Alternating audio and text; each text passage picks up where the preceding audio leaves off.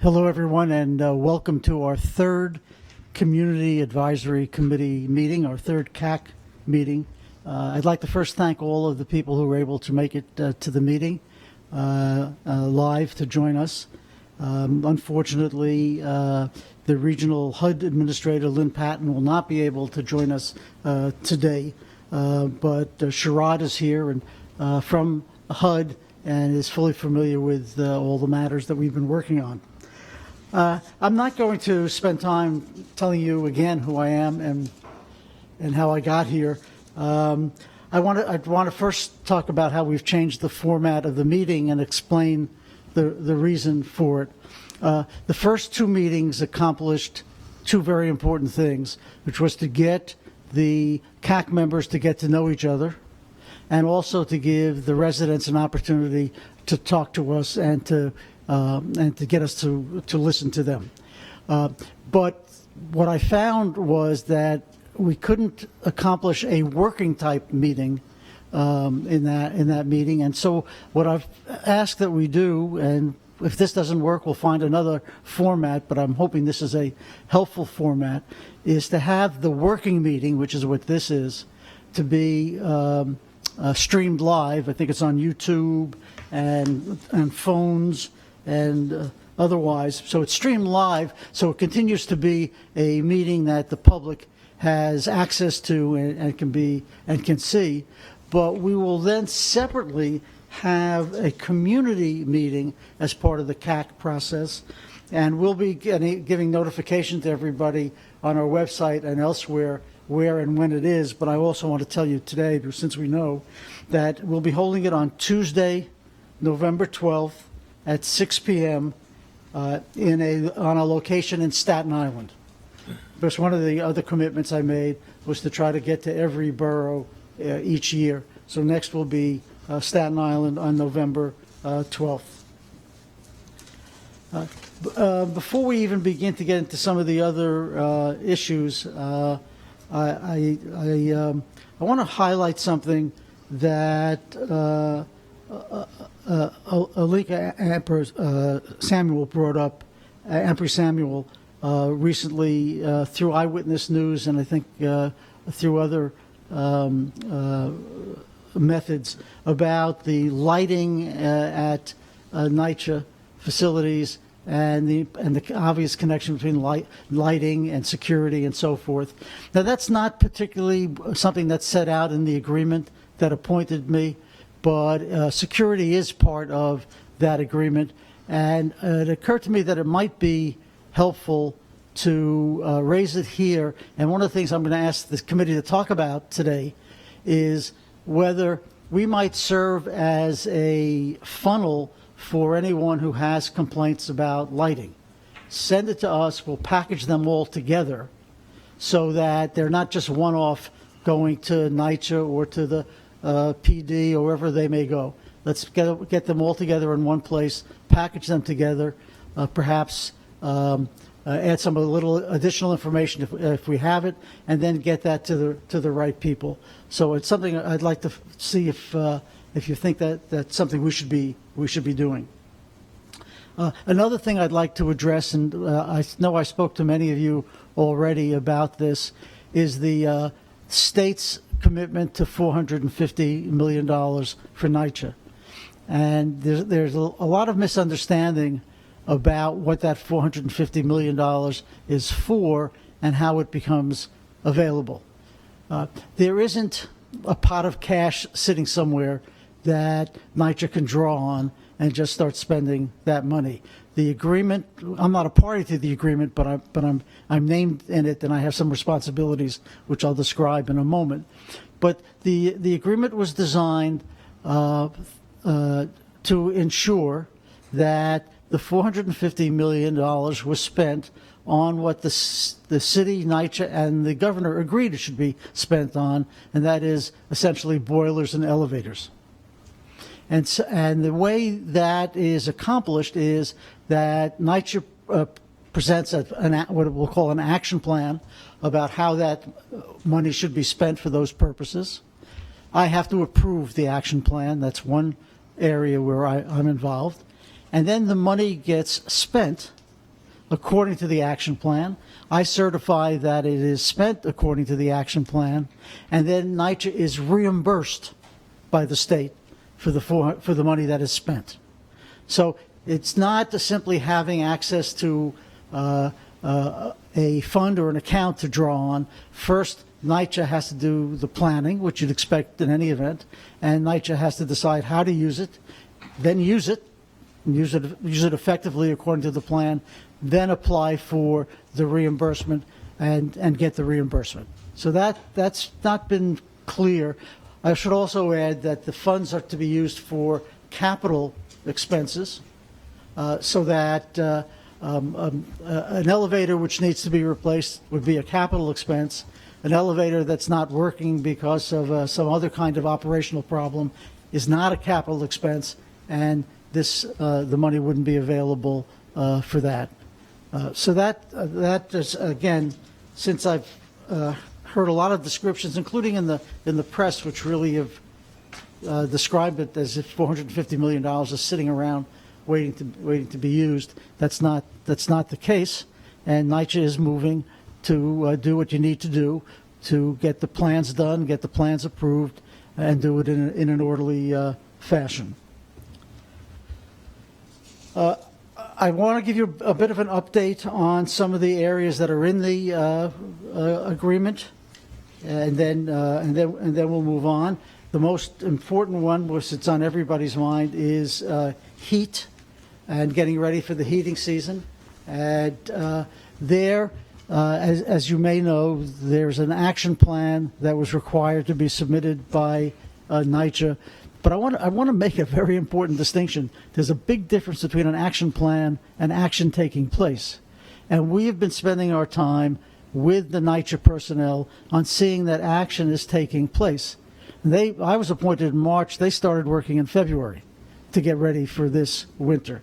We've sat through, we had bi-weekly meetings with our staff and the NYCHA staff. We brought in our experts to sit in with the NYCHA experts and the NYCHA employees. The new CEO, Gregory Russ, chaired a meeting of all the parties from my team, from NYCHA, who were involved in the getting ready for the heating season.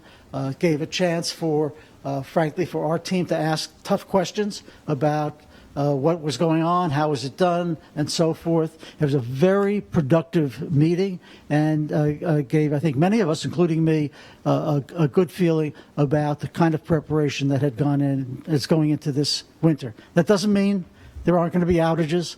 Doesn't mean there aren't going to be problems. That's bound to happen, but the implementation, we worked on implementation rather than simply having a plan. A plan without implementation is not going to be helpful to anyone. So that's how we've approached heat. And to give you the technical aspects of it, the plan was due to us on October 1st. We got it on September 27th. We've commented on it. We haven't accepted it as such because we think there are some things that need to be changed. We've asked that we get those changes back by Friday of this week, but we have every expectation that the plan with the changes will be approved. But as I said, the important thing is that the work that plan calls for has been in place for quite some time. So that takes care of the heat. Elevators are part of also part of a plan that we've been working on with NYCHA. That will be really rolled into probably a larger plan, which includes the money that's available for reimbursement from the state, to make sure that those funds are spent in an integrated way and in a positive way. Mold, the Baez team, which is not part of our team but court appointed. The Baez ombudsman has been appointed. We're working on our own steps relating to mold, but we're also letting the Baez team work because they have a system to see if they can get it done. We have talked to them about whether it makes sense to join as one team For the moment, there's no need for that, but we'll see how that goes. I don't want to marginalize it, but I won't spend too much time on lead paint because I've talked about that quite a bit publicly and privately about that, and my biggest concern continues to be being able to identify the true population of apartments under 6, with children under 6, and to be able to get enough certified people to do the work that has to be done. It is very technical and can be very complicated and has to be done in a very definite order in order to ensure that you're not creating a problem instead of curing a problem. So that's something we're working on. Similarly for pests, I think we'll have more about that in the second report. So I'm not going to say too much about that now. One of the other important elements of the agreement was to, and it's important because it has an ongoing and lasting effect, was to create 3 new departments at NYCHA. And the 3 departments are compliance, environmental health and safety, and quality assurance. And each of those departments has been set up. Each has either an appointed head or an interim head. They are working together, focusing on their individual responsibilities, but it looks like that's off to a good, strong start, so that as issues arise, they will get to the right people inside NYCHA and be dealt with. We continue to work with them to see that if they need any assistance on that we can be helpful to them. I'm not going to go into the details on each of the 3 departments. There was some of that in the first report. There'll be more of that in the second report. Since we've added some more on resident engagement, just to give you a report card on what we've been doing, we've now spoken to, I wish I could let me say 200, but it's 199 resident association presidents. And I know we have visited either senior people on the team or investigators out in the field. We have visited well over 230 developments so far. And we really use that information. It's very important to us to hear from the residents. That's been a priority of us from the beginning, and we don't want to lose that. That's CAC is a big part of that. And as I've said in the past, I think as we start implementing some of the changes that are supposed to be systemic and long-lasting and effective changes, it's going to be the residents and CAC that tell us whether it's working or not. And that's going to be critical information for us. So I think, oh yes, I should tell you the second report that we have covers the quarter of July, August, and September. Not among the busiest quarters in the calendar, but we were busy. NYCHA was busy. A lot was done. And as with the first report, I'm hoping to get that out within 3 weeks, approximately 3 weeks of the close of the quarter. So sometime later in October, we'll get that report out. I hope. I actually have the first draft right behind me that I'm going to be looking at and getting a sense of how much more work we have to do. I think we're going to try, to get ahead of myself, I think in this report we're going to try to use more charts. So it'll be easier to follow progress or lack of progress on our part as we go from quarter to quarter. But we'll try to figure out a better, not so much better, but an easier way to follow what is going on. And again, we may have to work with that a little bit. And when you get the second report, if you have any comments about how we're presenting it, that would be very helpful for us to hear, so we can make sure we do present it in a way that's across what we're doing or we're not doing. So I think that concludes it for me in terms of any kind of formal or semi-formal comments. and I'm going to turn it over to Asha from here. Thank you. Thank you, Bart, for that update, and thank you again to everyone around the table, everyone who's watching via YouTube, and everyone who's on the phone. We really appreciate all of your being here and your support and continued work on the monitorships team through the CAC. So today, as Bart mentioned, we're doing something a little differently, largely because we realized in talking with each of you that you're such a wealth of information from your independent vantage points that we wanted to have an opportunity for you to talk about what you're seeing, what you're thinking, and also have the opportunity to talk amongst each other, to share ideas and to put our heads together and to see if we can together come up with some potential recommendations or solutions. So we're not expecting any recommendations this evening, but what we're hoping to do is really begin the process of collaboration and discussion through this roundtable today. So again, thank you all for being here, and I am looking forward to a fruitful discussion. Again, just raise your tent cards if you'd like to be called on to participate. So first, we're going to go through the agenda. We've heard our opening remarks from Bart. We have some of our CAC members who are going to talk about some of the issues that they've been digging into. And just to be clear, those issues are born out of issues that we've been hearing from the residents as we do a lot of these visits. We're hearing a lot of concerns over and over, and we've heard collectively a lot of concerns from residents in our prior to CAC meetings. So these issues really reflect what we're hearing in the field, and we're hoping that from your different vantage points, you can really help us dig into those issues that don't necessarily relate to the core components that the monitorship is looking at, not necessarily lead, heat, hot water, elevators, but many of the other issues that affect daily life and safety for residents in NYCHA. And then by way of introduction, I've met many of you before, but for those who haven't met me, I do work on the Monitor's executive team. I lead the resident engagement portion of the monitorship, as well as I'll be working on the compliance team's assessment. And I've had the privilege of working with Bart Schwartz for many years prior to this monitorship. We worked together on the General Motors monitorship, and I am an attorney by training. I've been practicing for almost 20 years as a federal prosecutor for many years as well.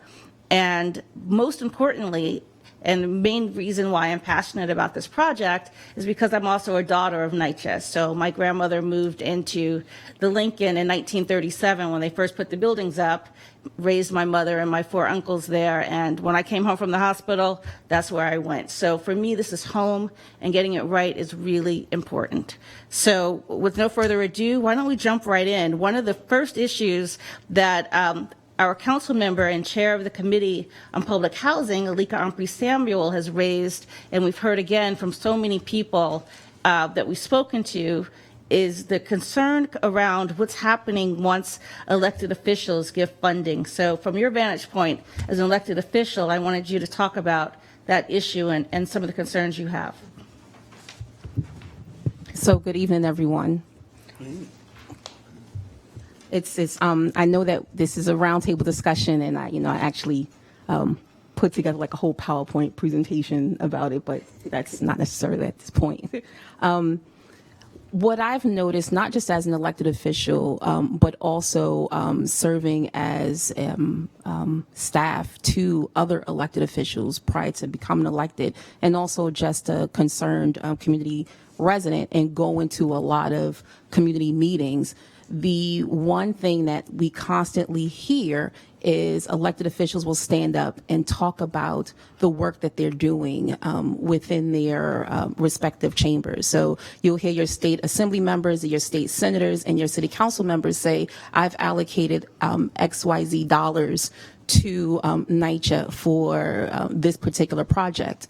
And the response from residents is always, well, when will we see that money? When will we see the projects actually happening? And followed by, well, we put the money in, but we're not exactly sure when the elevators will be fixed, or when the playground is going to be repaired, or when you're going to receive a new refrigerator and stove.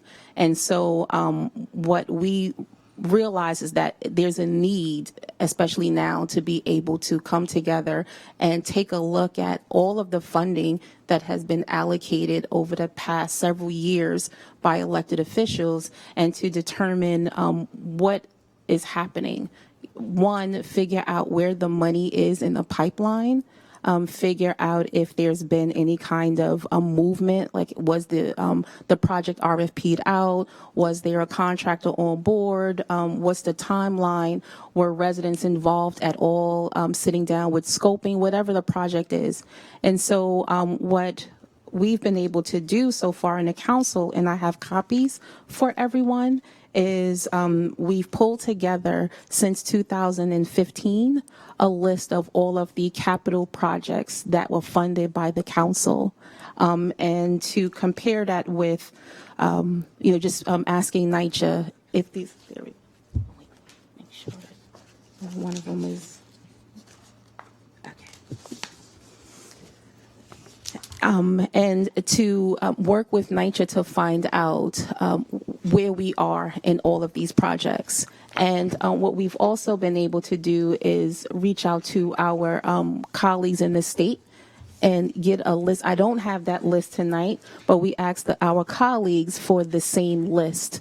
And so some of the more recent numbers are clearly within the 450 million with the boilers and elevators, but there was an initial batch of 100 million that was allocated to playgrounds and refrigerators and stoves, as well as security cameras and layered access doors. And so and that's separate from the 450 million.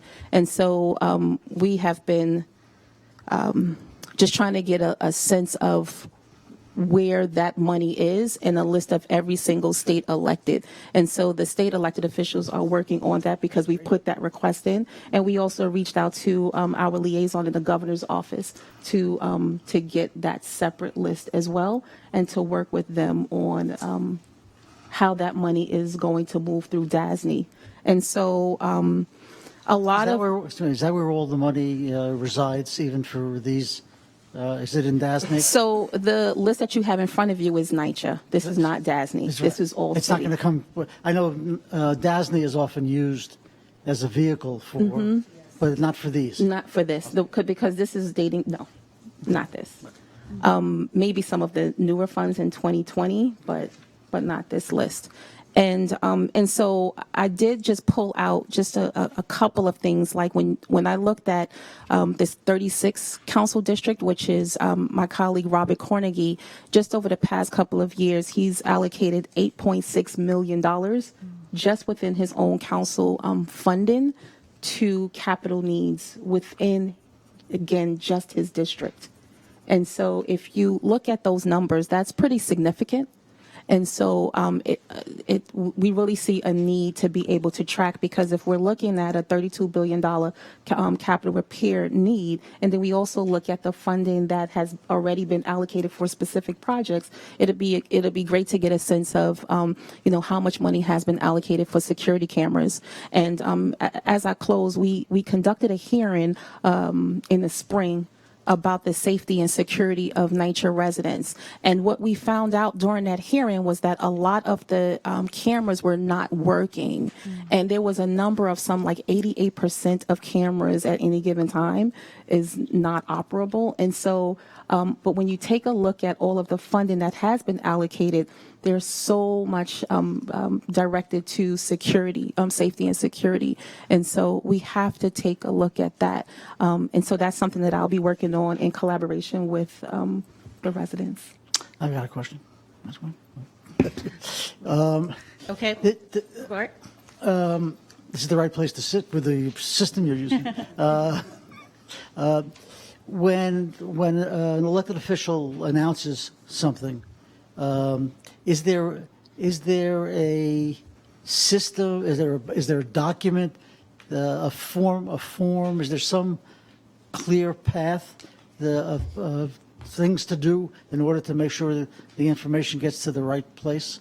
Or is that something that ought to be part of what we look at? So that should be part of something that we're looking at. But I will say that in 2015, 2016, when the first 100 million was allocated to NYCHA from the state, there was a working group set up within NYCHA that included Intergov, of course, along with someone from resident engagement. There was somebody from Capital Division, as well as the resident leader when they were discussing that particular development. And so there was something happening, and I think it would be great to be able to figure That'd be a out good if starting that's something. place. Absolutely. If there was a committee, you're right.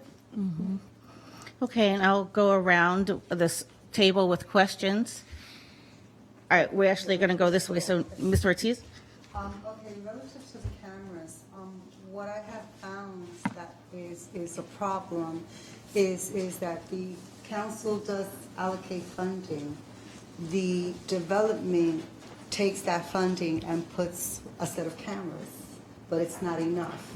So then they wait for more funding, and then they come in and put newer cameras where now it's not coinciding with the older system. So now the older system needs to be upgraded to coincide with the newer system.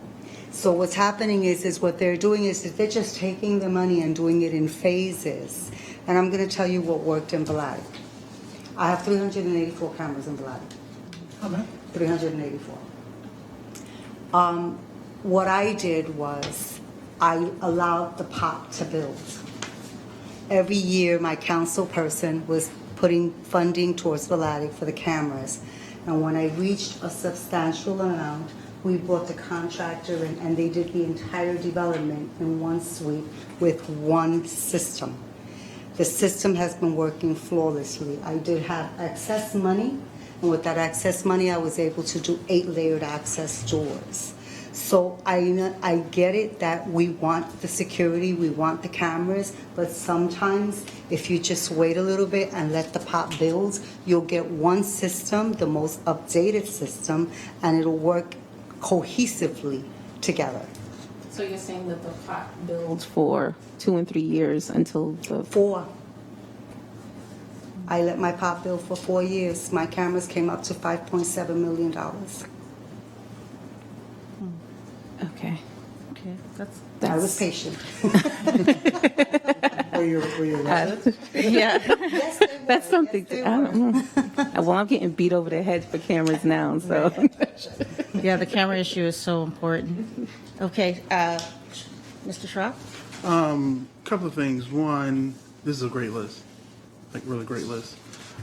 What's the source of funds? Is it city revenue, regular taxes, or is it an allocation of community block grant? I have no idea. We have to take a look to see where it was allocated from. This is city capital funding, so this is, Tax revenue? it's general obligation debt on behalf of the city. Okay. So It's not bond- No, it's bonded. Okay. General obligation debt. Okay. And what was the second question? I forgot. So Was there another question on this issue? Mr. Hall?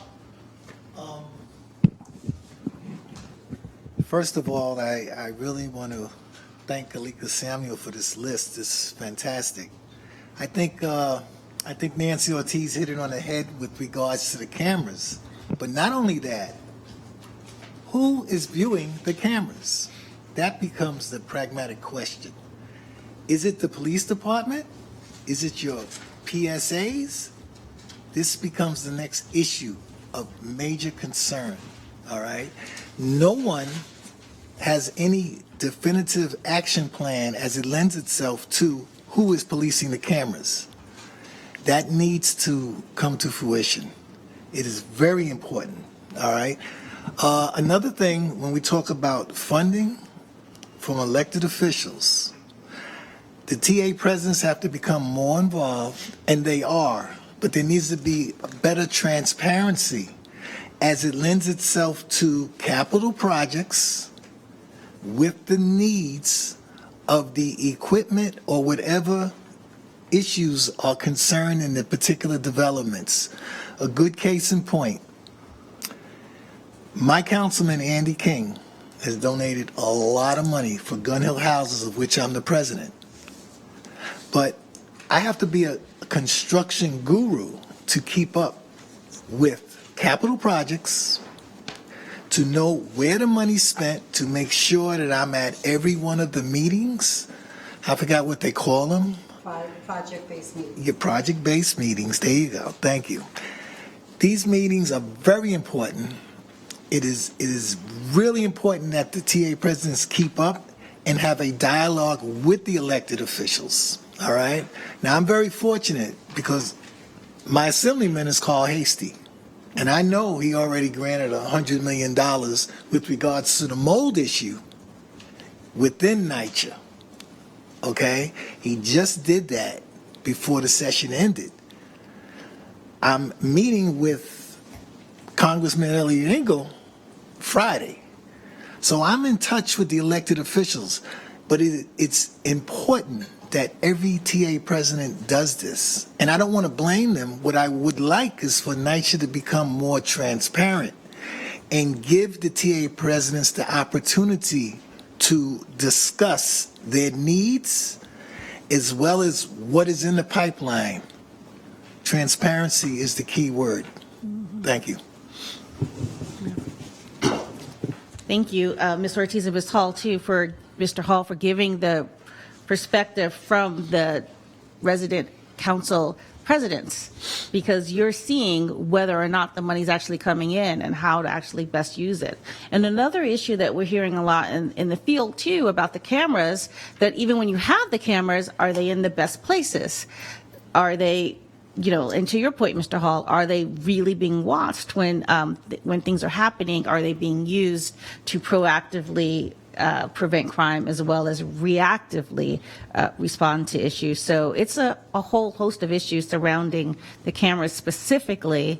And thank you so much, Councilwoman, for bringing in this list, because it really shows how much money is getting generously donated by all of these members that are going to so many important projects, and whether or not they're actually getting to the work is being done on the ground is an important issue. So this really highlights it, and we appreciate your work on this important issue. And let us know, because everyone around the room, as you can see, is touched by this issue, how we can all work together and help you and assist you in that.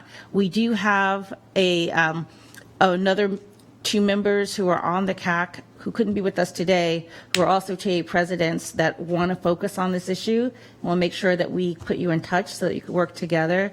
And certainly we have NYCHA representatives around the room too, so that if you have questions, and this goes for all of the issues, our protocol going forward is that if you have questions specifically for NYCHA, if you could send me the questions, and I will send them to our NYCHA representative, Eva Trimble, who will help coordinate getting us the answers and getting us in touch with the people who will actually know what's going on at NYCHA, so that hopefully we can have lines of communication be opened up around all of these issues. How early a stage do you find out about the capital projects at your development? Is it when they show up with steam shovels, or is it when?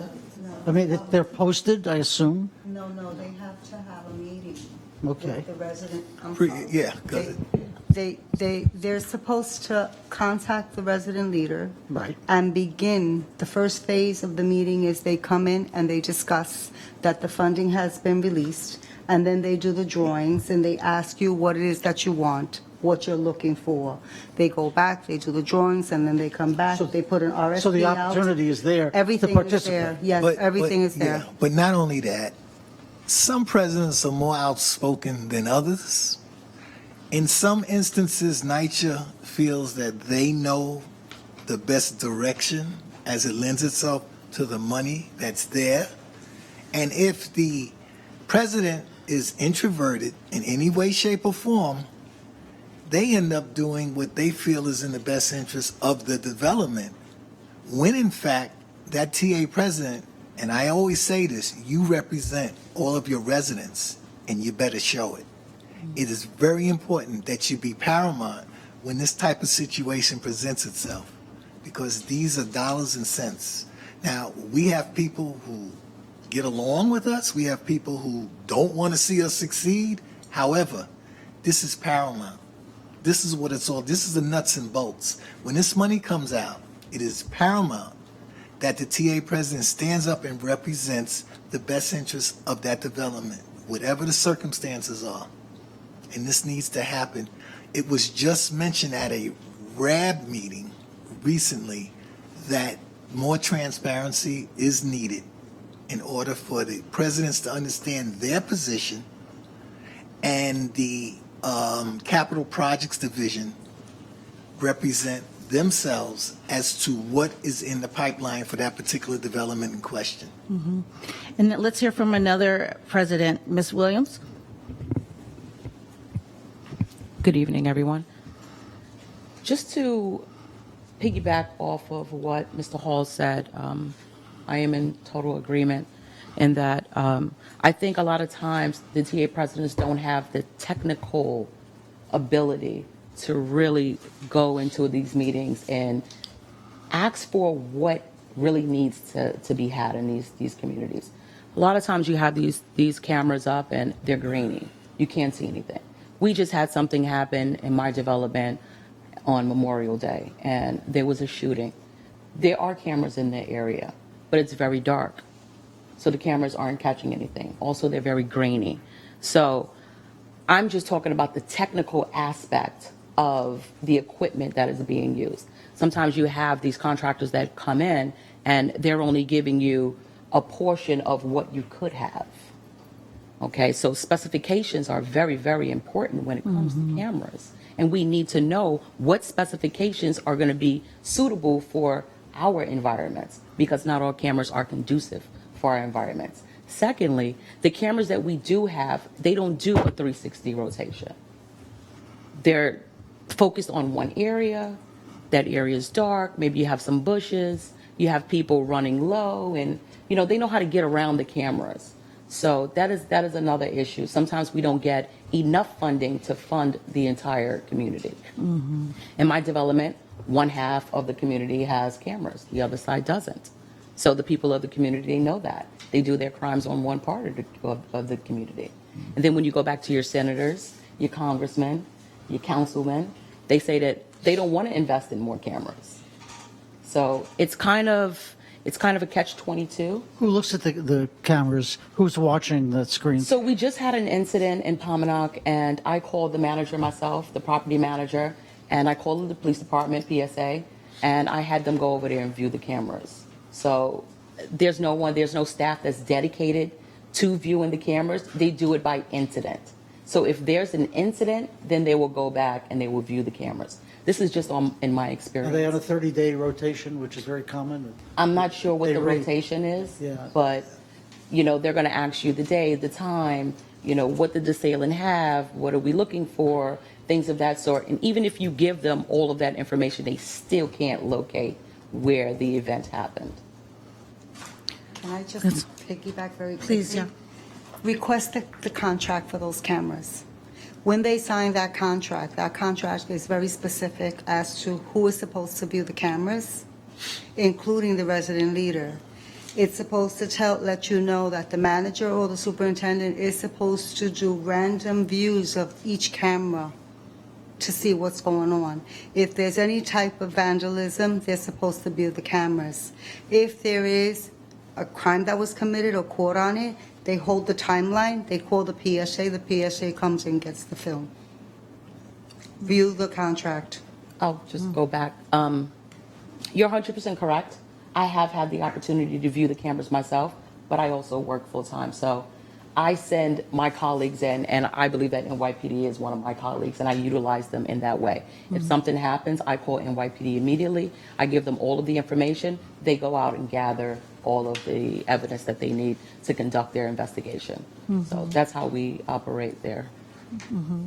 Thank you all. Let's move on to the next presentation, but this is again, highlights how important this issue is, and we'll continue to all work together on it. I would like to next turn to FDNY Assistant Chief, the Bureau of Fire Prevention, Kevin Brennan, and the Director of Community Affairs, Fabricio Caro. If you could please talk about fire prevention and safety. Good evening, everybody. Just to follow up from our last meeting, what we're doing about access and to limit damage to the buildings if we respond there for any type of emergency or fire. All our units have been issued the key fobs, for the new type of entry, modern entry into the buildings. Fortunately, I've been told that not all the NYCHA buildings have key fobs. So with that in mind, some of our units do have keys to get in, like regular manual keys. I was speaking with Ms. Ortiz here prior to the meeting, and in her development, she was telling me that the local firehouse does have keys, but the issue with that is, and we have to follow up further and expand that, is because a lot of times, if that's the only firehouse with keys, a lot of times they could be out at another incident and not available when an emergency or something comes in at this complex, and they're going to have other units show up that may not have the key. So we're going to have to look into that to provide our more field units with keys to these buildings who do not, have the key fob, and so increase our access so we're not, forcing doors in that manner. So I'm going to look into that. I know it was brought up about the post office having a master key at our last meeting, and I'm not sure if every complex has different keys or there's a master that opens up every complex. I'd have to, speak out, get in touch with someone, NYCHA, who could give us that information as far as if every complex has their own unique master key. That's fine, as long as we can get it, we can get enough of them to get it to the right units. Elevator machinery rooms, we had a lot of issues with that. My understanding, I've been told that all our field units have been issued keys to access the elevator machinery rooms to deal with the stuck elevator problems. So there should be less damage forcing entry into those doors. And that's about it right now from a fire operations end. But we will follow up on this key issue further to equip more of our field units with keys or don't, where the residents don't have the fobs yet. Thank you. Yeah, that's important. Thank you so much. Yeah. And pass it on to Fabricio. Yeah, from the safety end, the department has taken vital steps in terms of really developing its efforts to be more robust in terms of its fire safety outreach. In particular with NYCHA, we've worked with partners at this table, especially in terms of working with Department of Youth and Community Development and working with both the Resident Engagement Division and also with the Cornerstone programs in really tackling from a two-way approach of not only working with resident organizations but with the youth programming as well, because when talking about fire safety, it's about working with the vulnerable populations of both senior and youth. So we've taken an approach of developing coordinated events across the city, targeting every borough by development. Right now, we started this initiative about 2 years ago. I don't have the numbers in front of me, but we've done quite tremendous work. I mean, we haven't completed every development, but it's on track. In addition, the only thing that we have done differently now is that in terms of our education material, we've expanded the language access and really encompassing all our material to be in over 80 languages, basically to provide that to the diverse community that we over 80 languages on our FDNY Smart website, and basically making it interactive as well. The one thing that we have been trying to do in working with NYCHA is find a way of developing a more closer, tight-knit relationship, I would say, with the Resident Engagement Division of how to get material out and to be a bit more creative, because beyond presentations of working, of course, with DYCD and with NYCHA, the turnout isn't always there. So ultimately, we're trying to see in which way we can get that message, reinforce the message, especially in advance. Right now we are hitting the fire season or the fire months with the winter approaching, and we're really trying to tackle head on of exactly getting that message out well in advance when it comes to public education, and really working with resident association presidents in terms of developing that collaborative effort. So what kind of specific information is included in this initiative? What are you doing? So with any general residential fire safety, it's basically all practices or best practices to perform within a household, ranging from knowing how to maintain and know what a working smoke detector is, knowing the difference between a fireproof versus non-fireproof building, what to do in the event of a fire if it's a non-fireproof or fireproof building, the dangers of candle safety, electrical safety, and leaving children unattended with open flames. So some buildings, we know it takes, the electric power is out for long periods or it's reduced, and there are a lot of hot plates being used and things of that nature. Do you do any special training for that or focus on buildings that are in that condition? Yeah, so in terms of electrical outreach, I mean, we do provide general information in terms of the wattage and what's UL approved and what's approved to be used ultimately when it comes to electrical appliances. So we do have that and cover that within all our material and all our presentations as well. Oh, that's great. One of the concerns I had heard early on in our discussion, Chief Brennan, was having the markings on the outside of the buildings that will say, line A, E, D, et cetera, and making sure that those are accurate and updated. And so since then, on my visits, and we've been to well over 200, I've been paying attention and noticing that they're pretty much always there, which is great. And I wanted to know, has there been any confirmation as to whether or not that's a universal practice, or are there any that still need to get marked? As far as I know, it's all, NYCHA buildings should be marked like that with the apartment lines on the exterior of the building.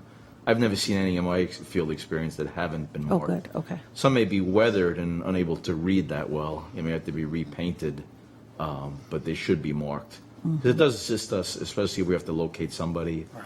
If we get reports of someone trapped in an apartment line, it's much easier to visually see from the outside what line that is, and if it's within reach of ladders, it'll be much quicker to get a ladder to that person's location, knowing the line. Right. Because without any markings, it's difficult to surmise from the outside what line is what. So that is a big benefit to us. Okay, great. Let me go down the line with questions. I have Mr. Hall. First of all, in Gun Hill, we just got our markings, and it was a great job. And I have noticed that you've worked with DYCD because you've had the fire dog and everything in the community center, which was great. What I was thinking about suggesting to you is that maybe your fire department could do an open house, because there are some public schools. Oh, we just had them this weekend. Okay, Yeah. that would be, I did see that on News 12. Yeah. But that being said, and when I saw it, I said, you know what? Maybe the smartest group in a particular class would come to the firehouse and they could see, like the little kid said, about the water coming on the back, and you're educating young people. Oh, we can arrange those. Yeah, You so, know? so we actually do it on two fronts. I mean, in the past, we did open houses right around the June, May timeframe, but of course, Fire Prevention Week falling under the second week of October, right in the heels of the fire season, right? We decided at this point, it's the smart thing to do. Let's do something grandiose where the message is getting out there a bit stronger. So bringing our open houses this past weekend to kick off Fire Prevention Week, which we're currently in, was a good benefit. We're still getting the stats right now of how many people attended. In addition, we were distributing smoke detectors as well. We worked with partners like DYCD, Department of Education. We did send it to Resident Engagement in NYCHA as well, who blasted all the information out. But to further your point, in terms of working with NYCHA residents, we did develop another program throughout the year targeting specifically youth from NYCHA communities, working primarily through the cornerstone programs of DYCD, focusing on stats where fire incidents occur based off high numbers of injury and death. We provided that data to DYCD, which then targeted community and cornerstone programs based off developments, and we basically opened our firehouse doors basically to get students from those respective programs out for a day of interactive learning where they could bring that information back to home. So we've been doing that, and we've been thinking of other creative ways, but I mean, in terms of expanding any efforts like the open house or partnerships like DYCD, we're always open to that, and even expanding further to potentially work with DOE on a more comprehensive basis as well. That's great. And it sounds like I'm hearing that working together with a lot of folks around the room, you have your NYCHA representative, you have the DYCD representative, DIFTA, of course, because the aging population is vulnerable, and your resident leaders. So hopefully we can all figure out ways to work together to help get the word out on Just a a comment, more... I worked Saturday. I had the citywide duty on Saturday. I was a tour commander for Saturday's open houses, and we had them, like Fabricio said, Saturday and Sunday. And I actually was at a firehouse out in Queens in Jackson Heights, and it was packed. I mean, Felicia was there too. We had a very large turnout.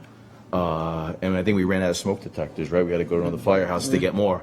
But there was a big interest in fire safety. People want to know about it. They wanted to get a smoke detector. There's a lot of public interest. So it was successful. Good. Yeah. Good.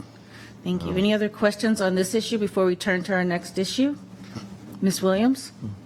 Yes, I would just like to suggest something. So, my full-time job is construction. I work on a lot of construction jobs within NYCHA's portfolio.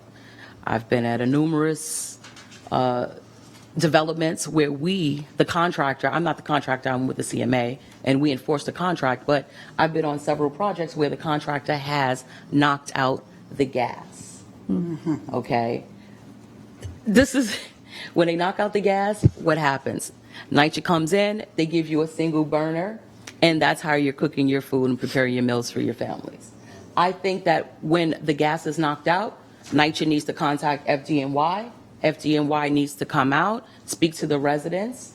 Also, when your heat is out, people are using heaters to keep themselves warm. I think that when that happens and there's a notification that the building is out of heat or the development is out of heat, that FDNY should be notified. FDNY should come out, make a visit, do a pep talk, or give the people, the information that they need in order to stay safe while they are trying to feed their families and heat their homes. Now, are you referencing, you're talking about gas knocked out, is by accident or on purpose for construction purposes? No, it's definitely by accident or negligence. Okay, because they're supposed to find out where they're digging. I mean, so it doesn't happen. This is true. This is true. We have to contact 811, have them come out and do those markings. But unfortunately, due to, extenuating circumstances, it happens, and it happens often. And what happens is, once you have one of those pipes, they're broken, now you have to turn off the gas in the buildings. Once you turn off the gas, now the risers have to change, and then to get the work, to get the tickets, to get the equipment, to have it fixed, it takes a long time. The development that I'm at right now, Baruch Houses, their gas has been out for 4 months. For 4 months. This is a potential hazard. And now we're going to heating season. Right. So now what happens?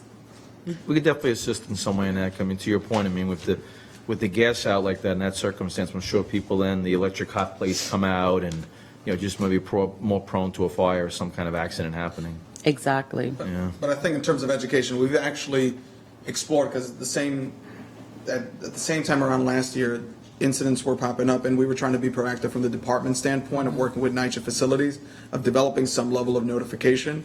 It just became, in terms of the frequency versus staffing on our end. Now, maybe what we could do on our end is look at operations and see how we could potentially work with the local units, similar to like how we do when we do fatal fire outreach campaigns, where the local units disseminate information. Maybe we could equip the local units in the event of something, which they're working more on a 24/7 basis. And we have the bandwidth. Correct, and they have the bandwidth. Then at that point, we could possibly implement something, but we'd have to bring that back to operations ultimately. Yeah. Well, I'll bring that up to our chiefs and operations. We could explore that. Okay. Great. Excellent. Well, thank you for that great suggestion and proactively looking into that. It's perfect. Let's turn to our next issue. Oh, sorry. Ms. Ortiz, before your presentation, your question on this? Yes, I want to piggyback on what she said regarding to Baruch Houses. Yeah. Last week, a cement truck, don't ask me how, but it tipped over. And it knocked out the electricity and it knocked out the gas. Well, they turned off the gas just for precautionary purposes and the electricity for precautionary purposes because they weren't sure what the truck did. They turned on the electricity.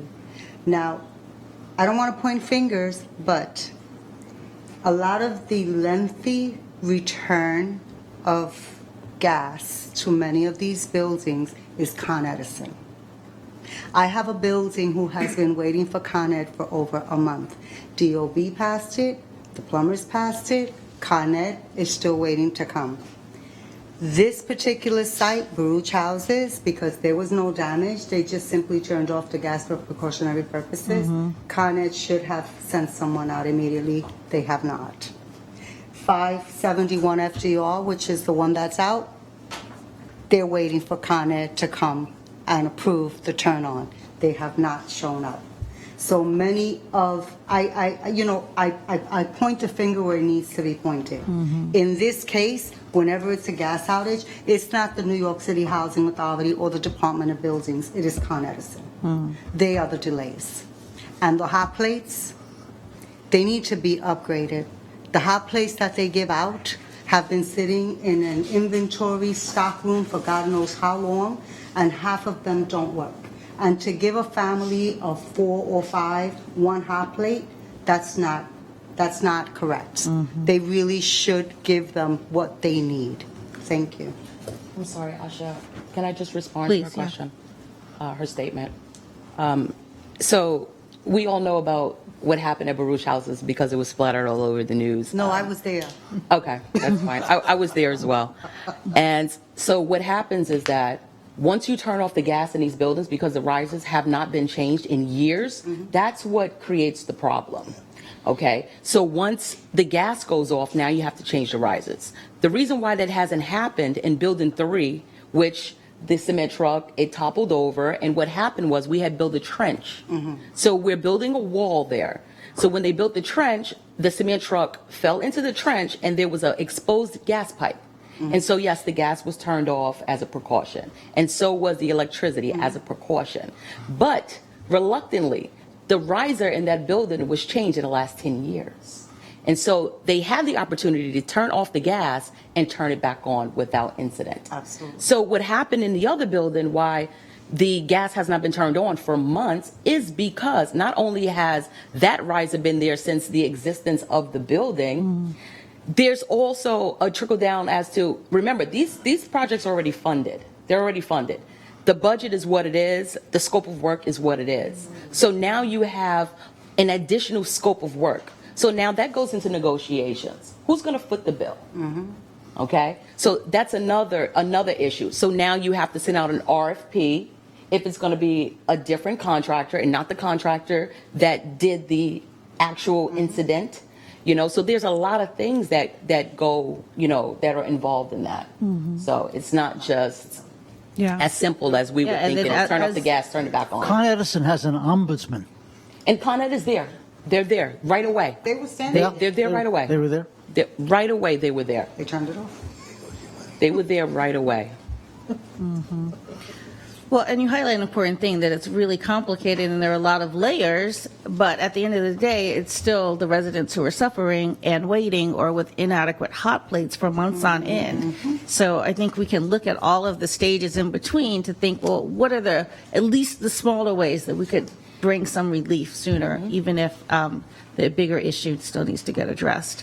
And maybe, new hot plates, for example, might be a relatively small thing that goes a long way, or making them make sure that they're at least more fire safe. Absolutely. So that's an important discussion that will continue. Next, actually, let's talk to you,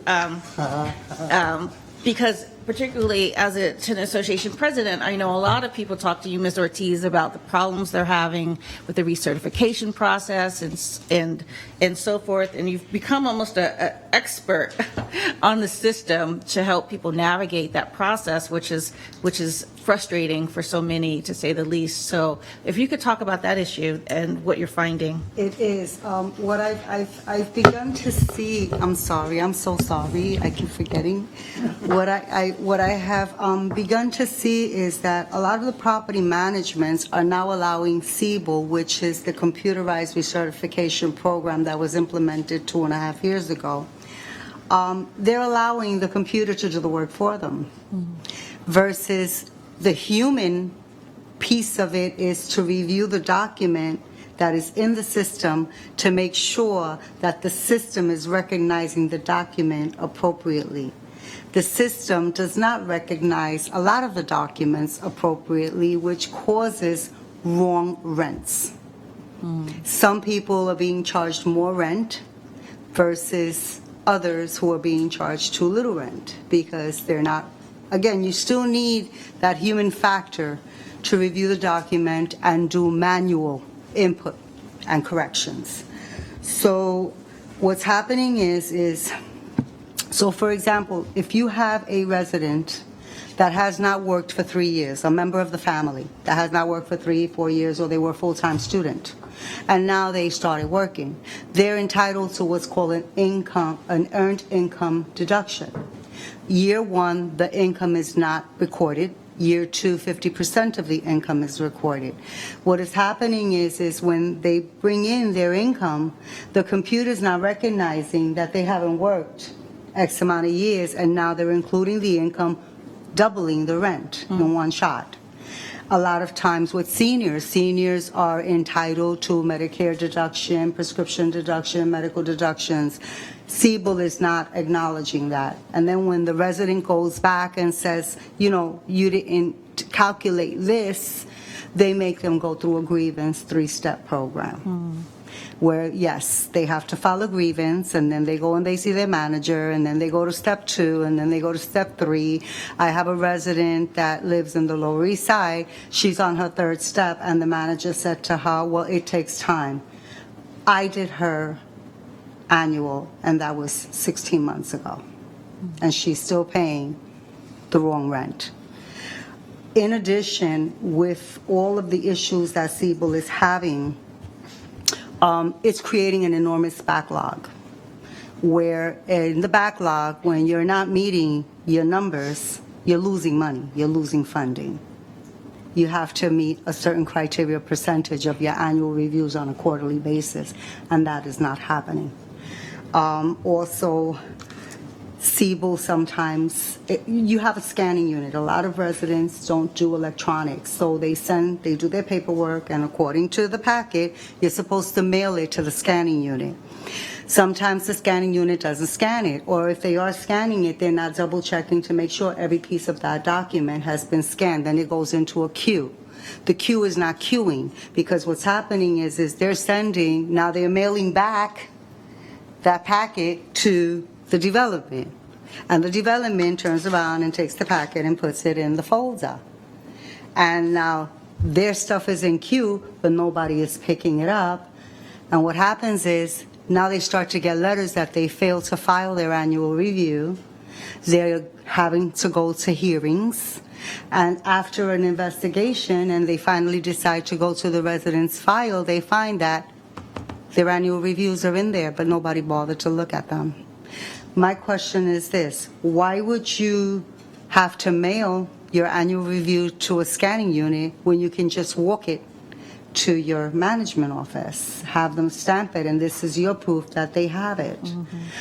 Many residents are having their rents miscalculated. Many residents are being forced to go to hearings unnecessarily so, because no one gets up and does the human part of the job, which is double check, which is review, which is go to the folder and check. If the resident is saying, I sent it, go to their folder and check.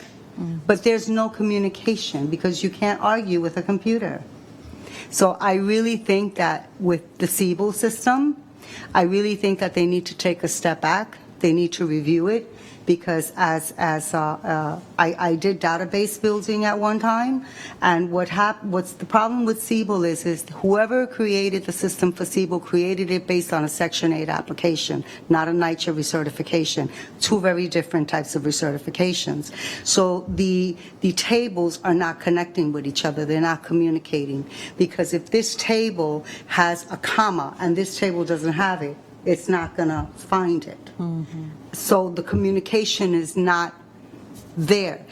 If they get rid of the AS400 in its entirety, you're going to lose not only the resident's history, but you're going to lose the history of that apartment.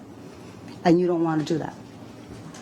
So I've been arguing that you can't close out the AS400. You have to keep it until you've corrected and ensured that everything from the AS400 has properly transferred over to Siebel, and it has not. Right now, Siebel is kicking out old annual reviews. If you want to look for your annual review, let's say from 2017, you can't find it. Has the horror of Siebel. Okay, thank you for that. And yeah, I'm hearing so often in the field frustration from residents who say it's an onerous process.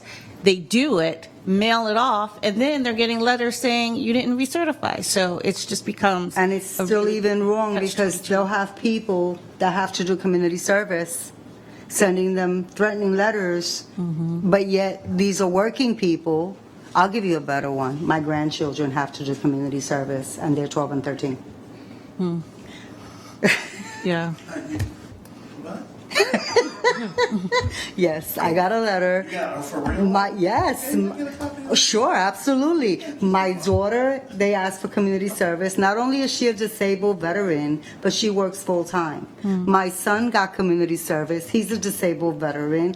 I got community service, and I give more community service hours than half of the people that work. So I don't get it. Right, But right. yeah, this is what I'm saying. The human component is no longer there. No one's checking because the mindset is now the computer does it. It's important. Mr. Hall, did you want to comment on that issue? Absolutely. Nancy, you hit it right on the head when you talked about Siebel. I'm a federal. I don't have Section 8 in Gun Hill.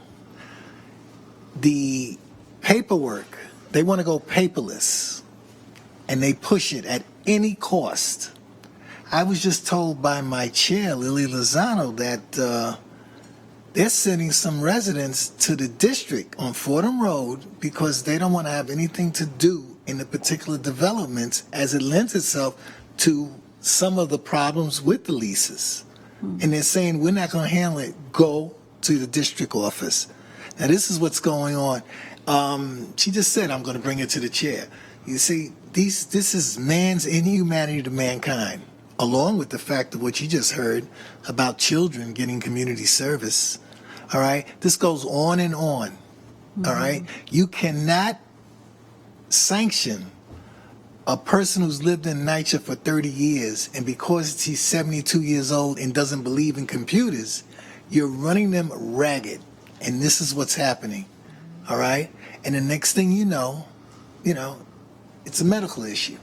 Yeah. And that's what I'm seeing it.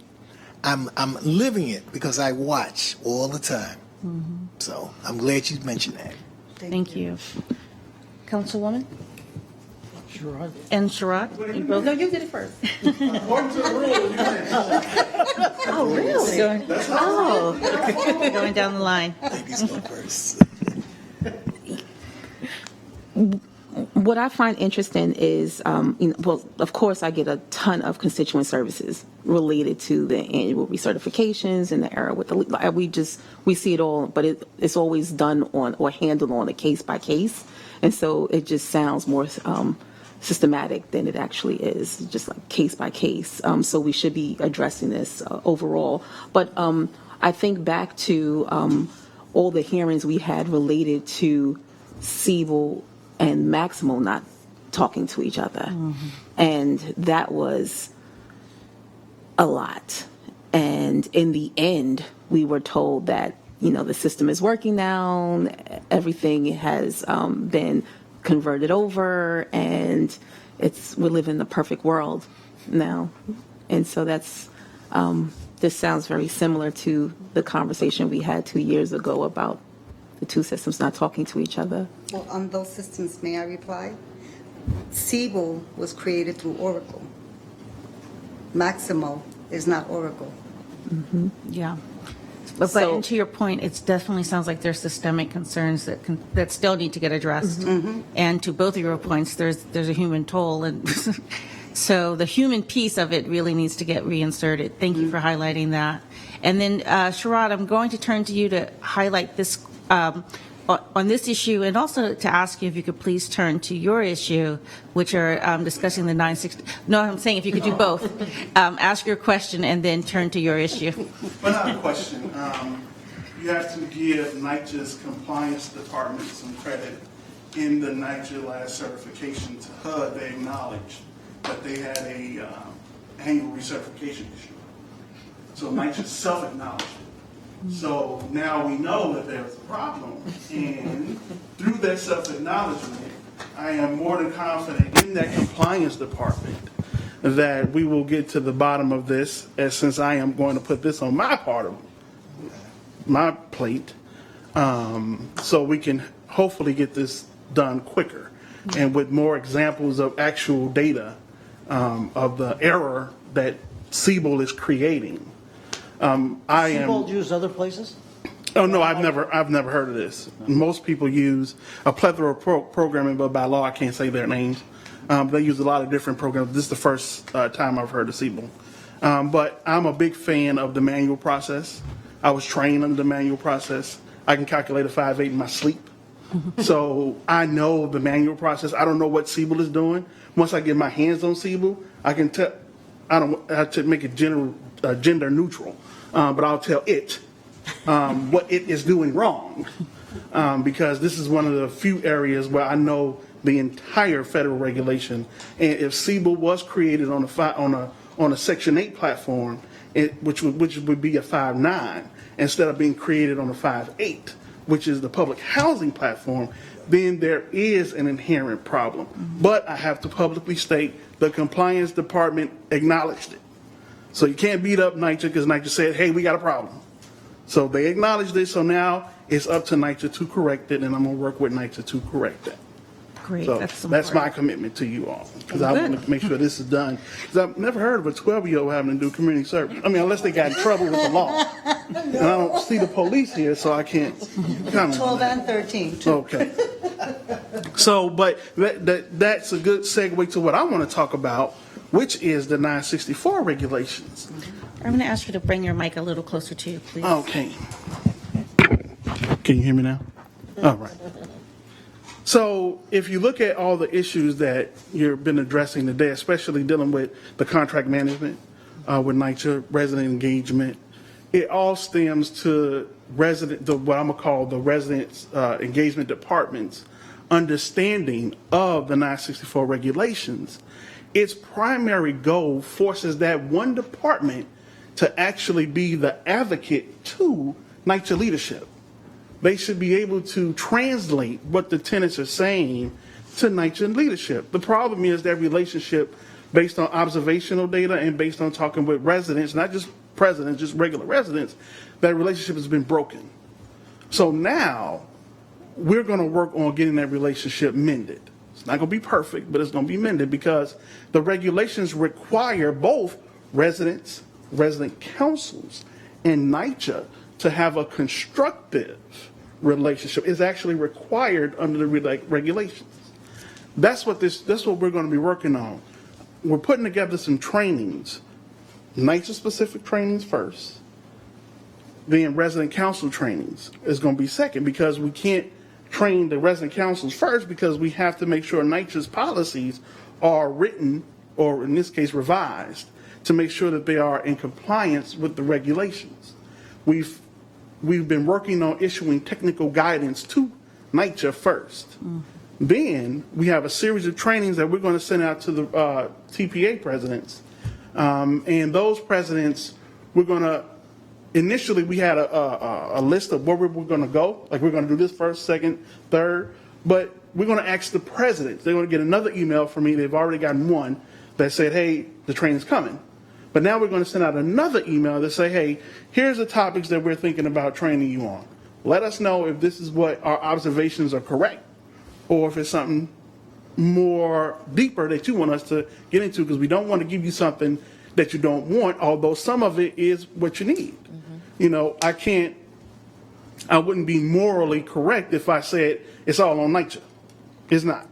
In observing some of the resident councils and how they operate, we got some work on having them to work on themselves, because some of them don't get along with each other.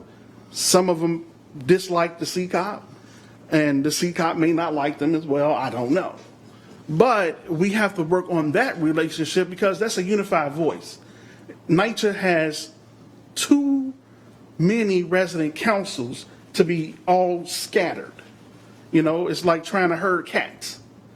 That's not NYCHA's job to herd the cats. It's actually the CCOP's job to herd the cats. But this is the cats, which is the resident councils, your jobs to make sure that you are actually voicing what your residents have told you. Case in point, you may think in the Bronx at your development you need cameras. If I come audit your minutes and I don't see any mention of cameras in your minutes, I'm going to ask you as resident council president, where did that priority come from?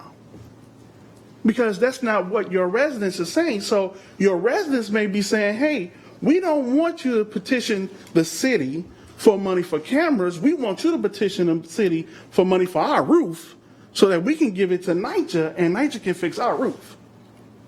But we want to make sure in these trainings that you are actually espousing what your residents want. Because 964, it's clear the resident is the most important person in the entire equation. Not the resident council president, not the resident council itself, not NYCHA, it's the resident. So that's what we're going to be working on over this next period of time is working on that relationship. Is it broken? Yes. Can it be fixed? Yes, it can. Is it going to be tough? Yes, it will be. It's going to be some people's feelings may get hurt. But it's all for the better good. So that's what we're going to be working on with my little group. Me and I think it's 3 of us or 2. I don't know. Thank you, though. That's really important. And I'm glad to hear that you're taking the two-pronged approach, working with NYCHA, looking at their policies and regulations, making sure they're compliant, and then because they need to be giving consistent messaging as TA presidents have questions on issues. Right. And then doing that training directly as well, too. That's really important. So thank you for stepping up on that important issue. Okay, it looks like there are a couple of questions, and then we're going to segue to the next part of our agenda. Ms. Williams? So I'm going to be very brief. I'm going to say thank you because we all need that training, all of us. We know and we understand that 964 regulations are important. It is the vital substance of what we do. And we need to hold ourselves accountable. We also need to hold NYCHA accountable. And we are accountable for our residents. So I want to thank you for that. No problem. Thank you. Mr. Hall? briefly? Yeah, I'm going to agree with what was just said because I do realize the change that's necessary. The way we were structured with CCOP being the head foe, and then you had underneath, you had the districts, all right? Now you have NYCHA trying to disseminate that. But I just say thank God for the federal monitor because now you have this operation of checks and balances because when one thing is not done on a certain time, somebody else has that pleasure to take care of it. And everybody's got a timeline. But there needs to be a mutual understanding. But I understand, and you're right, a lot of egos are going to get hurt. But if it's in the best interest of progress, let it be. I'm going to point back to this video. All right. Okay, Ms. Ortiz, and thank you to the 3 of you too. I know that, of course, the resident population is not a monolith, but we really appreciate you being here as current residents who are leaders in your developments, and we really appreciate your voice on this. Thank you. I will echo what my co-resident leaders here have said, but I like you said, egos will be hurt. I really truly believe that the CCOP needs to learn that they need to be more transparent. The CCOP needs to bring to the table to the resident leadership during their DCOP meetings all that is discussed in those backdoor rooms. It's no longer business as usual with the 9 people behind the room making deals and not talking to anybody. That's not acceptable and that needs to cease. We need to make them more transparent and accountable for everything they say and everything they do. They do not speak for all of us if they are not communicating with all of us. They must communicate. That is my main goal. Yeah. Thank you. And I think that echoes throughout transparency, accountability, communication. That's for all of the issues. And so now I want to segue in and thank everyone for taking the time to do a deep dive on some of the issues that you're looking at. Now, if we could just briefly go around to the other CAC members who haven't spoken yet about the issues you're looking at. And we're not going to do the deep dive on your issue tonight. We'll save that for future meetings. But just announce what your issue is so that we could all hear it. and think about ways that we could start helping you work on the issue. Did you first want to say something? Go ahead, please, Bart. Sorry. Councilwoman Ampry Samuel, when you, I don't know if you were here when I first went through my introduction, and I talked about the focus you put on lighting at the developments and how that relates to security and the importance of it. And I suggested that maybe the CAC could serve as a vehicle for collecting information from all the all the presidents, residents who want to contact anybody, and package it together for NYCHA so they can get a sense of where the issues are, compare that to crime statistics, whatever they do, to start prioritizing. And so I'm asked really an opinion, and maybe when we go around the room, if anybody has an opinion on whether we should do that, then we'll do scaffolding after that. But first we'll do lighting. So thank you for focusing us on that this past week. Yes, thank you for that.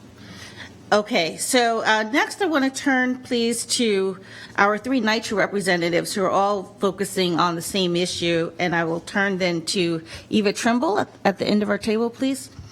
Hi, thank you. Just wanted to thank you for organizing this. This has been a really enlightening conversation for me to listen to. I'm new to this committee. I'm also new to NYCHA. I've been with NYCHA for about a month now, but I've been with the city in various capacities for almost 20 years and have spent a lot of time in my career focusing on funding issues as well as operations and organizational change. And so I'm very excited to be a part of NYCHA and to be a part of this committee so that I can continue to hear what you are all doing, working on these issues, and kind of bring that back to NYCHA as we work through both the action plans that are required in the agreement on the specific pillar areas, as Bart mentioned before, heat, mold, lead, all of those, but also thinking through the bigger organizational changes and organizational planning work that lies ahead for the organization. And I will be leading that effort on behalf of NYCHA. And so really, it's really important for me to hear all of these issues so that I make sure as we plan the organizational changes, we are planning in order to address them and to help resolve some of these issues for you. I can tell you, I know I'm only supposed to speak on my issue, but I do want to just say that I am well aware of the issues with Siebel that Ms. Ortiz mentioned, and that's already on my to-do list. And I look forward to kind of working through some of the other issues that came up tonight, as I think they're all really critical issues. So communication, I don't have too much to report just yet on that, since I am still kind of getting up to speed on all the work of this committee, but I know that the chair is very committed to increasing his communication across the organization, both for employees and for residents. I know that he's looking at ways to be more accessible and transparent. We started that with the board meeting this past September, just a few weeks ago, or last week. It seems like ages. Time goes by very quickly at NYCHA. We changed the format of that board meeting ever so slightly so that it was the first time we were really reporting out on progress towards working with the monitor towards the agreement. We want to maintain that transparency going forward as we have the action plans and we have very specific deliverables in those plans to continue to report out our progress, to show where we are in compliance and where we are not, and make sure that we are as upfront with that as possible at all times. I know that the chair is looking at doing increased communications down to staff and to do increased. And communication is also hand in hand with training. We want to make sure that everyone understands the agreement, understands what we're working towards, and kind of why we're changing, why we're doing what we're doing. So thinking about how we train the organization and even residents on what the agreement means for them. So those are some of the things we're just starting to think about, and I hope maybe at our next meeting I can report more fully on those. Great, thank you. Okay, and next, if we could turn, please, to our representative from the mayor's office, Haley Stein. Thank you. This is my first CAC meeting, so thank you all for welcoming me and having me here. As Asha said, I am with Deputy Mayor Vicki Bean's office. She's Deputy Mayor for Housing and Economic Development. NYCHA and working with NYCHA is priority for the Deputy Mayor. I started at City Hall probably 2 months ago at this point, but it feels like maybe a little longer. My whole role is to work on NYCHA issues. So I'm one of 4 people that have been assigned at City Hall to focus on these issues and assisting NYCHA and working with the monitors team to ensure that the agreement pillars are addressed and NYCHA is equipped to meet these milestones and also to look at this in a systematic way. I am replacing John Cohen, who had previously served on the CAC, and the role of City Hall and of the Deputy Mayor's office has traditionally been, and I continue to be, that of facilitator, engaging with different city agencies. I've worked with a number of you at the table already on issues that have come up. We recently identified a protocol for the monitor for communicating between NYCHA and agencies and identifying emergency issues that can be addressed in a short period of time. So we look forward to continuing developing those relationships and also flagging things that City Hall and the Deputy Mayor in particular have a unique role and where our office can really be leveraged to help the residents of NYCHA. Thank you. Great, thank you. And so Haley and Eva, we're really hoping that both of you will be instrumental as we look at these issues and others to work together with NYCHA and work together with the mayor's office, because it really needs to be a collaboration for anything to be successful. So thank you for being here and thank you for your continued work and collaboration with us on that. And then let's turn please to DYCD. Darrell? Good evening. So since our last session, our priority continues to be working with our nonprofit providers, working with NYCHA to identify any repair issues that are needed at the centers that we are located at, and ensure that we're expediting those issues, and that we're working with our providers to ensure that programming does not stop. Some innovative approaches have come out of that. So we had situations, I'm not going to name this center because I know we're streaming live, and it wouldn't be fair to the residents, but we had a situation in Brooklyn where debris was being thrown from windows onto the rooftop of the center, which caused damage to the roof, which, because of the rain, eventually caused holes in the center, flooded the kitchen, and a lot of damage that happened. So the initial part was to work on repairing the roof and what that took, but it didn't happen again and it continued to happen. And we said, wow, we need a different approach here. So we came together with NYCHA, with the resident council, with our provider, and we actually did they did an information session for the residents. Did you know that if you throw something out the window, it causes damage, and this is what happens to the center? So we're looking at other areas where we might have to take that innovative approach. And then current is, of course, it's heating season is coming upon us relatively quickly. So we're working with NYCHA to ensure that all of our centers, whether the HVACs are converted to heating or whether the current heating is up and running by the middle of the month. Thank you. And DIFTA, please, Suzanne Michaelburst. Hi. Our ongoing purpose for serving on this committee is kind of similar to DYCD in that we operate about 94 programs for older adults in NYCHA facilities.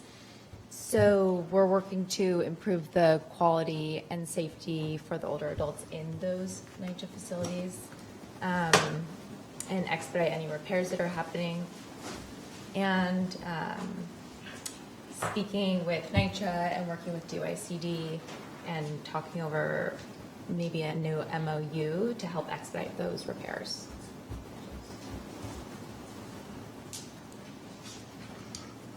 Great, thank you. And Mr. Hall? Okay. Now that I'm supposed to talk about my area expertise, been talking all night. In any event, I came from a consolidated development. It's one of the worst things you can ever do. I don't know why. I believe it was shafting of the numbers, but for 11 years, my development was consolidated with another development, Parkside, which was about 9 blocks away. And for 11 years, folks would go to Parkside. Management was located at Parkside. All that was in Gun Hill for 11 years was a supervisor of caretakers along with 3 to 4 caretakers. And these are 6 14-story buildings. And we dealt with it. And when you talk about egos and what have you, you know, I was deplorable. People said the president likes living in squalor because he's not doing anything. I had to create an action plan in order to get this done. And I actually took kids away to the Girl Scout facility, Edith Macy, up in Chappaqua. And I came back with the kids, and they had a very good time, many of which had never been away before. But I learned from them, you know, you need to give kids a chance. I then came to the residents, and you know, we have all types of residents, people who don't care or want to see you fail. And I said, we're going to do a march because we need cameras. We need to start with cameras. Everyone was asking for cameras. So I asked the folks to come out. What did the folks do? They looked out their windows. They said, let's see what he's going to do now. But what happened? Those kids stayed in that community center and they came out. And not only did they come out, they came out with posters. And they said, we want cameras now. And I was very fortunate because Councilman Andy King called me that night and said he had a bone to pick with me because I never told him that I needed cameras. But $963,000 later, we got 70 some odd cameras. And everything changed. All right? Then the gentleman by the name of Brian Clark decided to listen in a meeting to my problem. He said I was professional about complaining that I'm in a consolidated situation. And he dealt with me. And he gave us our independence back. And he apologized for interrupting our independence. We're going to be 70 years old next year, Gun Hill. We were with Parkside for so long, you know, but we were very fortunate because the folks in Parkside had an opportunity to either come to Gun Hill or stay in Parkside. And a lot of people left and came to Gun Hill. But we got our independence back. All right. And now we're sound. Okay. People are still happy. Now we have all this new concrete. All right. The complaints I have now is one part of the concrete is one color, the other part's another color. See, this is what happens. Complaining is an addiction. And this is what happens.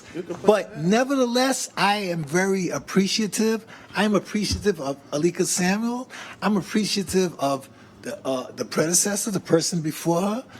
You know, because these people came out and they listened and they came across with the money and they said, we'll give you money on the following conditions, okay? Because we were going through a stragmatic change at that time. And the change was this. NYCHA feels that they can dictate, which before we used to negotiate as we lend itself to the 964 regs. Yeah. This is the issue at hand. All right. I was embarrassed when I was told with TPA funds that the people who are now in charge, they said, we don't know anything about monies before 2006. And I know I came up with documents to tell them about TPA funds in 2002 and 3 because I was at that arena. But they didn't even want to entertain it, you know, which is why a forensic audit is needed for TPA funds in its entirety. But that's why I look forward to that day and that day that we have coming. Because I'll take my share, I'll take my blame, but it was an education, you know, and I learned, and I just hope that we can go forward with this monitors, with this entire organization to be progressive. Right. You're on my team? I'm on everybody's team. You are now. Yeah, absolutely. We came in the same boat. That's important, Mr. Hall. Thank you. And you hit an important point because we are going to visit these consolidations, and there's pluses and pros and cons to being consolidated. And one of the things we're looking forward to digging into are a real discussion in our future meetings about what are some of those pros and cons. Yeah. And we look forward to hearing from NYCHA about the process that goes into deciding on consolidations and whether or not that's necessarily in everyone's best interest going forward. And in certain cases, it seems that it helps the development. So we'll talk more about that, and I look forward to that discussion going forward. And then I did want to announce a couple of other topics that our Resident Association President Tamika Williams, who is back in the room, perfect timing. I will turn to her in a moment. She'll talk about her topic. And Joel Gross is going to be working with Nancy Ortiz on the Siebel recertification issue. He was really concerned about the leasing process and how that all works. So we'll talk about that in the future. And Ms. Williams, I was just going to say you had an important issue that we appreciate you just touching on what that is for us. Okay, so at a large number of developments, we have scaffolding. It's everywhere. It's a local law issue. We're trying to find a way to minimize the scaffolding around the development. It causes crime issues. I'm sorry, I ran to feed my meter. It inhabits the lighting, okay? For developments that are already dark, it further exacerbates that problem. Okay, we have people hanging out under scaffolds. Sometimes the scaffolds aren't kept. They should be inspected every 6 months. We're not even sure if those inspections are being had. Another issue is I believe that something else can be done besides scaffolding. There's netting that could be used around the buildings. Why aren't we discussing that? Why isn't NYCHA exploring other venues of keeping the public safe? We understand that the scaffold is important. If you have brick that are going to be falling off these buildings, we need to protect the public. We don't want anyone to get hurt. We don't want anyone to die. We know that there has been instances that this has happened before. But we want to create a system where it's not obstructing the view of the cameras. It is not creating a hangout spot for people to congregate and do illegal activity. We don't want it to be a sore eye for our communities. There are other means and methods that we could be using. Why aren't we exploring those? Perfect. Yeah, that's an important issue. And like you said about scaffolding, it ties into the issue that we had earlier with regard to safety, because the cameras are often impeded, or bad things are happening under the scaffolding, et cetera. So there's so many issues, and I've gone to places where people have said the scaffolding has been up for 2 years, 5 years, or it's gone up and they don't see any work being done. And there's definitely some work that can be done with regards to the timing and the communication around the scaffolding issue. So we appreciate you looking into that, and hopefully others around the table can help you to get to the bottom of what can be done to really address that. And I'm sure it's on Greg Russ's to-do list as well. It's a combination of things, because local law 11, which is designed to protect people, is a critical part of it.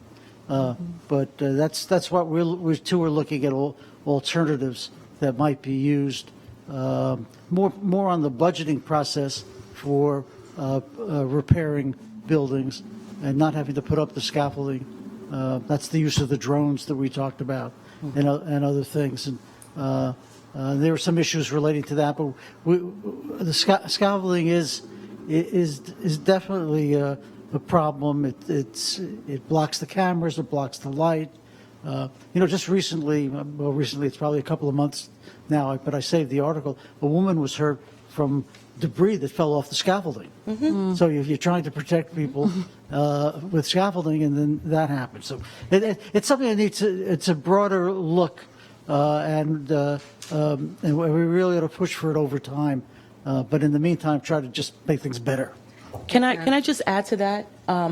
So we know that the scaffolding goes up maybe 2 years, 3 years ahead of time because the funding isn't there to start these projects. So we also realize that we have an issue within NYCHA itself with people throwing things out of the windows.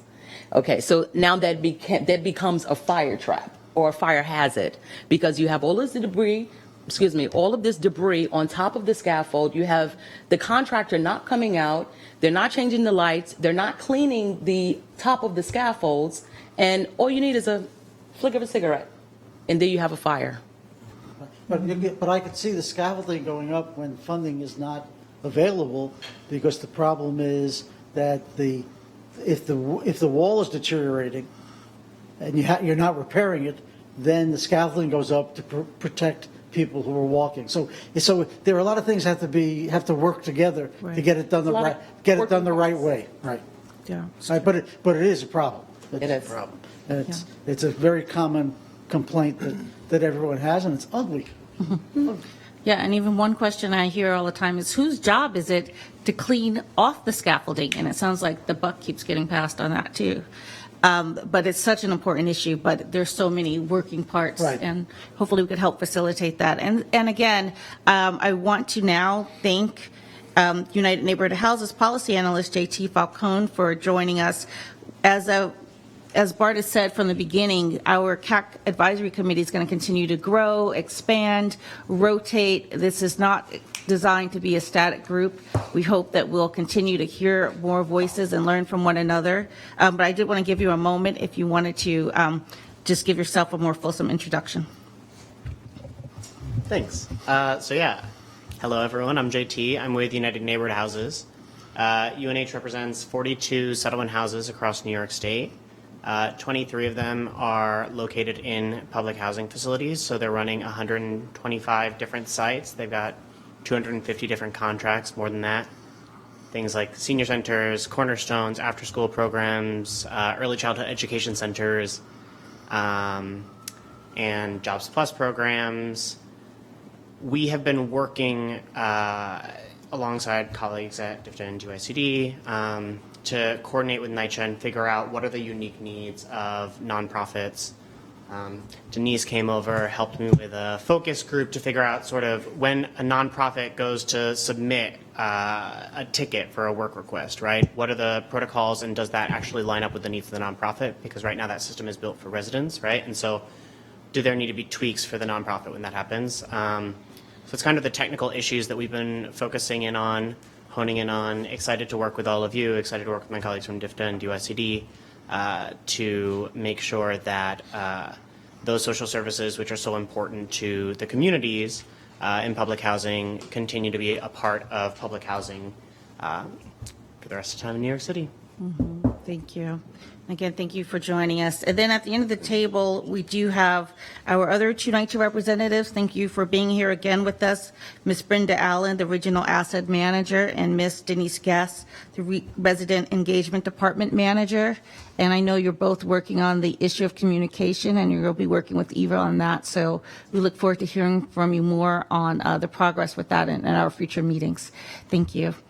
So with that does conclude the formal portion of our meeting. I'm glad we were able to get through a lot of those issues. And I want to underscore the fact that these issues, again, were born out of discussions with each of you because these are the concerns that residents are raising. But we asked you to just pick one issue. We know that you have 50 million on your plates and on your desk and in your mind. We appreciate you starting with this one issue, and we will hopefully be able to make recommendations around these issues, work closely together, and with the mayor's office and with NYCHA to come up with some types of more information around them, and seeing potentially where some of the bottlenecks are that we could help remedy and help figure out some solutions around a lot of these very important issues. And we ask you to continue to brainstorm, work together, and we will continue to facilitate these discussions both in this room and also offline so that you can have direct access to one another. So again, thank you. I don't know if we have any much time left for questions, but if there was anything that came up, I wanted to open the floor for any final questions or discussion points. I think we hit everything as we went along, so that was really a fruitful discussion. Thank you. Bart? Yeah, if I could just, I guess as closing statement or a discussion. When I first read the agreement under which I was appointed and read about the requirement that I have a CAC, I thought it was a terrific idea, and if it wasn't a requirement, I hope I would have thought of doing it.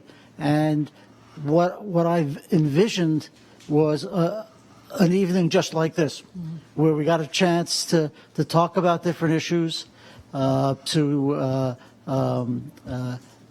raise new issues. I think we all have our homework assignments, and that's good.